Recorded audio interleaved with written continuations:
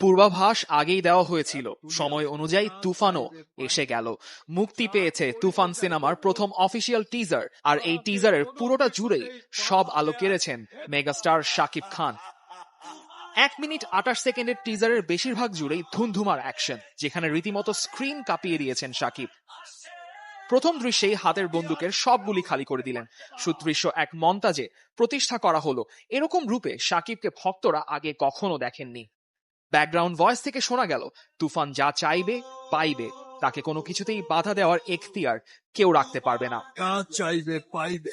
কিন্তু তুফানের তাণ্ডব হঠাৎই শান্ত হয়ে যায় টিজারের একদম শেষে চঞ্চল চৌধুরীর আবির্ভাবে। আঙ্গুল দিয়ে হাতে ধরে থাকা বন্দুকের শান দিয়ে তিনি যেন তুফানের এই তাণ্ডব থামানোর একটা ছোট্ট হুঁশিয়ারি দিয়ে রাখেন। তুফান, খুব ভয় পাইছি রে। তুফানের ঝড় আছড়ে পড়েছে ইউটিউব, ফেসবুকের ওয়াচ টাইম, ভিউ, শেয়ার আর কমেন্ট সেকশনেও। একজন তো সাকিবের এমন অবতার দেখে লিখেই ফেলেছেন, মাথা নষ্ট।